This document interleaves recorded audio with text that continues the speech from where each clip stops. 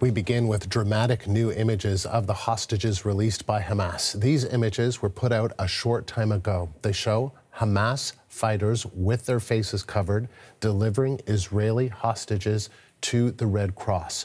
Most of the captives appear to be able to walk on their own. At least one elderly woman was carried by a Hamas fighter to a Red Cross vehicle. The group numbers 24 people, including 10 Thai nationals and one person from the Philippines.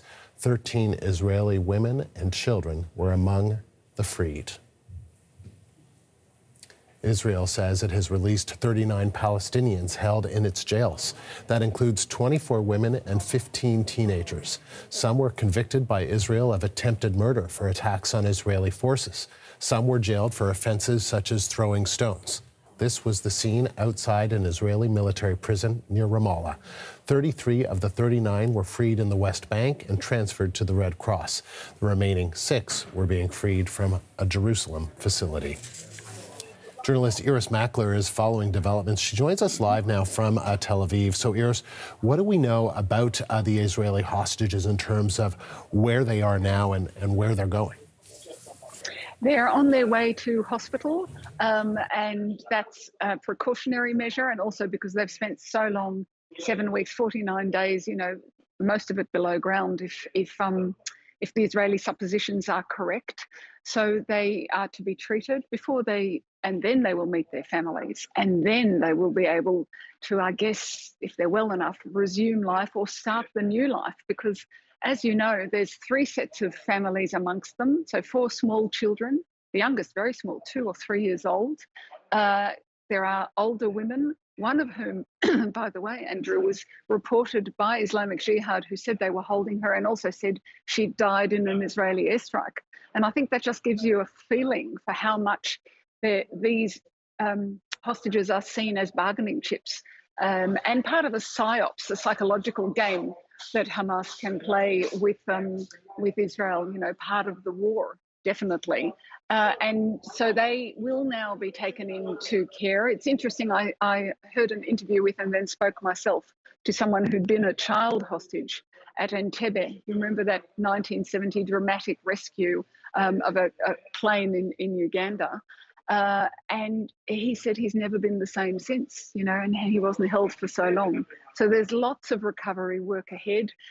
Tonight, about to reach an Israeli hospital. I think some of the Israeli people I've spoken to here tonight were quite shocked by that Hamas video, seeing it as propaganda, seeing them presenting themselves as caring, putting their arms around some of the hostages. Although I have to say, when I looked at some of those hostages, they did look pretty frightened.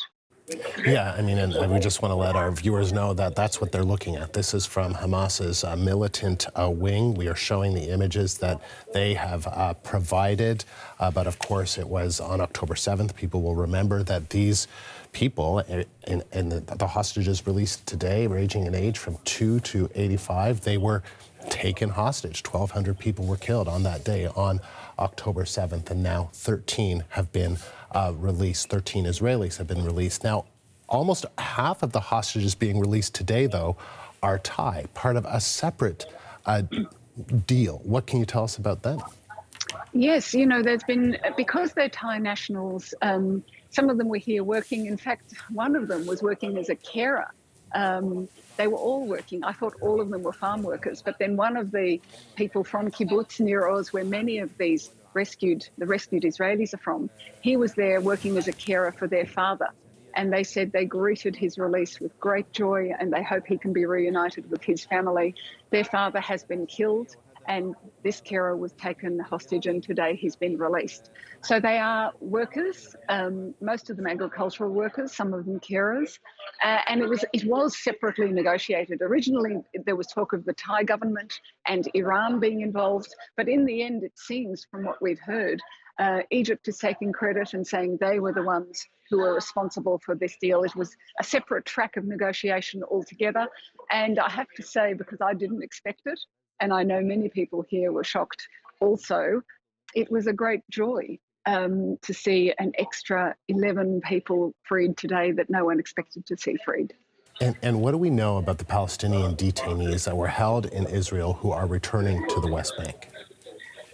We know that many of them are women. I've seen a very moving account of someone on Twitter saying it's so great to greet the love of your life. So there were 39 women and youths, and they were being released, most of them to the West Bank, some of them to Jerusalem. That's where they're from. None of them are from Gaza, so they're not going back to Gaza. It's interesting because there were joy-filled scenes in Palestinian towns, and I must say what really struck me was how many Hamas flags were in that crowd.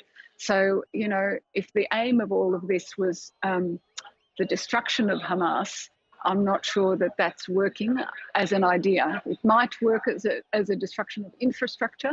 That was Israel's aim in Gaza. But you can see that the idea of Hamas and the release of these prisoners has led to celebrations of Hamas. And yeah, we're just showing you some of the names of those who have been released. It included a number of women and a number of those under 18 years old. We're just showing that on our screen right now. And so, Iris, before we let you go, though, we want to just get a sense. You're in Tel Aviv. Just tell us. I mean, this moment. 57 weeks later. I mean, how would you describe it? I would describe it as the one moment of joy, really, since October the 7th. October the 7th was a brutal experience for Israelis. If you haven't seen the video of what was shot actually by Hamas themselves with their GoPro cameras, then I think you're a lucky person. It's indelible memories of horror, of torture and horror. And I think the impact of that, plus then the war, plus the hostage taking, has been very difficult for Israelis. I think they're still in recovery, actually. And so the joy of this, I know it's not all the hostages. I know it's only the first lot of the first 50. But this feeling that people are coming home and that they include such small children as well as such old women, I think is a moment of lightness. And I have to just say, if you think about Gaza, the thought of the guns falling silent after 48 days of the kind of airstrikes they've lived through, I think that's a wonderful thing for Gaza too.